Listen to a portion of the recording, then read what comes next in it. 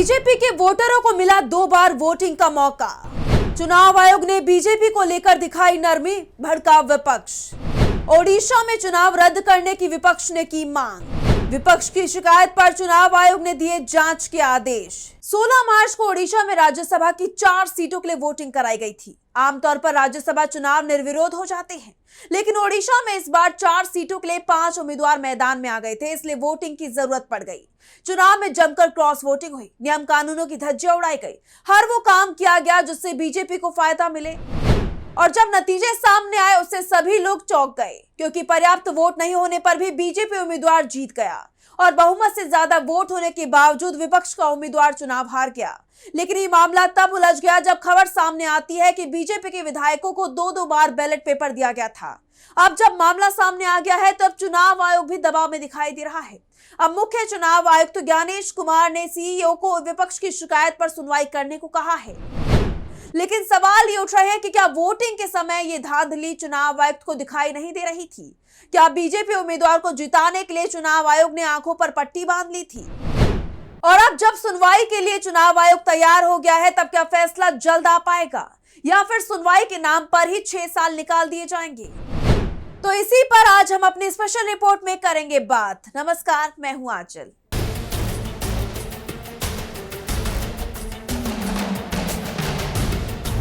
सबसे पहले हम वो पूरा मामला समझ लेते हैं कि आखिर ऐसा हुआ क्या जो इतना हंगामा मचा हुआ है।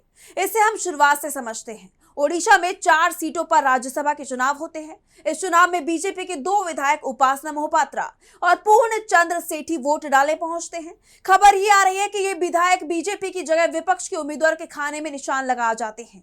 ये भी कहा जा रहा है कि निशान बीजेपी के खाने में ही लगाया था, लेकिन वो सही तरीके से नहीं लगा पाए, जिसके चलते वोट खारिज होना तय हो गया था। अब ये गलती जानबूझकर हुई या अनजाने में, इसका जवाब वो विधायक ही दे सकते हैं।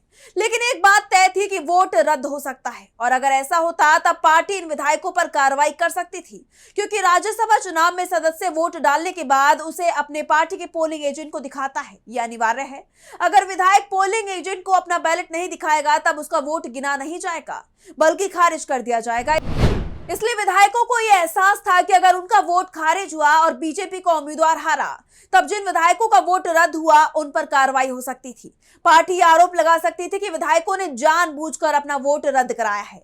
ऐसे में विधायकों ने दूसरा वोट मांगा और निर्वाचन अधिकारी ने बीजेपी विधायकों को दूसरा बैलेट दे भी दिया, जिसकी शिकायत बीजू जनता दल की तरफ से तुरंत की गई, लेकिन उसकी शिकायत को अनसुना कर दिया गया। इसके बाद बीजेपी सांसद सस्मित पात्रा ने चुनाव आयोग को मेल लिखा, जिसमें चुनाव में हुए धांधली का आरोप लगाया गया।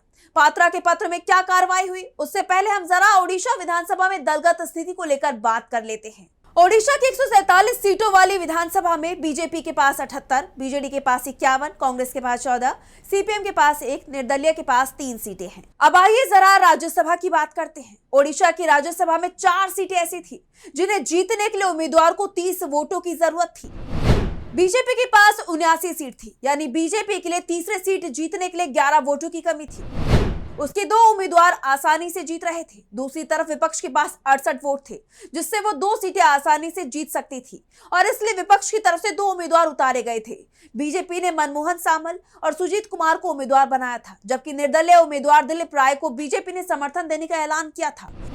दूसरी तरफ बीजेडी ने संतृप्त मिश्रा को उम्मीदवार बनाया। इसके अलावा डॉक्टर दत्तेश्वर संयुक्त विपक्ष के उम्मीदवार बनाए गए।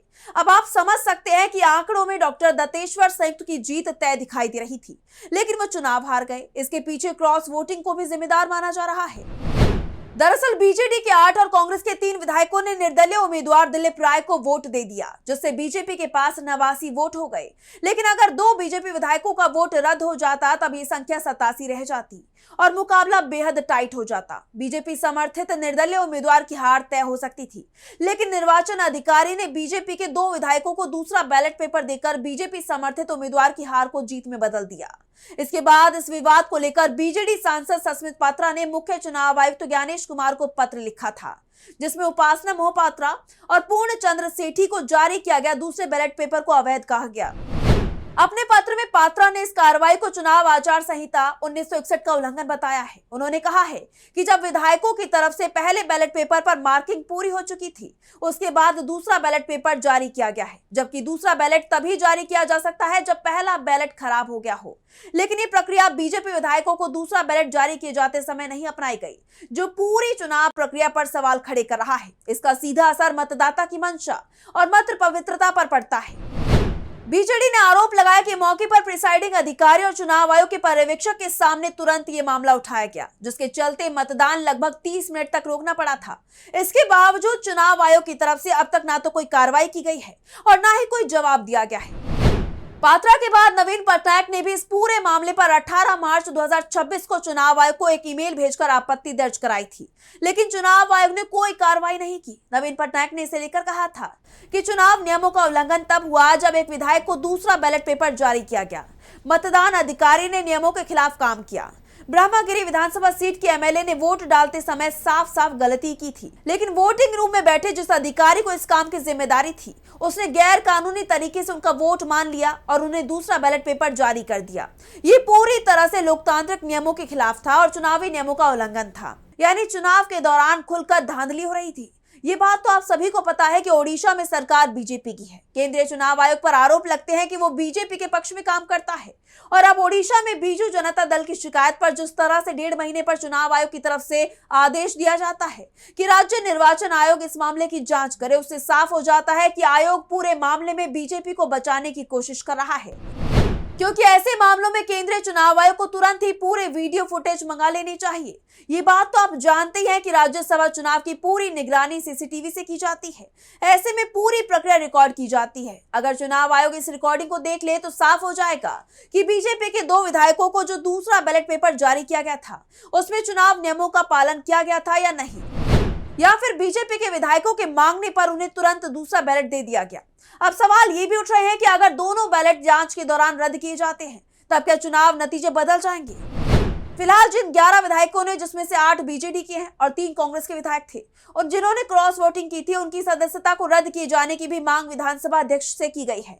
लेकिन अभी तक विधानसभा अध्यक्ष की तरफ से इस मामले में कोई भी फैसला नहीं आया है। यानी बीजेपी के विधायकों को लेकर हर तरफ से नरम रुख देखने को मिल रहा है। ऐसे में सवाल जांच प्रक्रिया पर भी उठ रहे हैं, क्योंकि 1.5 महीने में अगर सिर्फ जांच के आदेश दिए जाते हैं, तब जांच में कितना समय लगेगा, जबकि जांच के नाम पर बहुत कुछ देखना नहीं है। सब कुछ सीसीटीवी की निगरानी में हुआ है। तो फिलहाल इस स्पेशल रिपोर्ट में बस इतना ही। वीडियो पसंद आया तो लाइक करें, साथ ही हमारे चैनल को सब्सक्राइब करें। नमस्कार। हमारे चैनल से जुड़े रहने के लिए YouTube पर टाइप करें DB Live, सब्सक्राइब बटन को क्लिक करें और बेल आइकन को दबाना न भूलें, ताकि खबरें आप तक पहुंचती रहें। देखते रहिए DB Live, क्योंकि यहाँ हैं खबरें लगातार।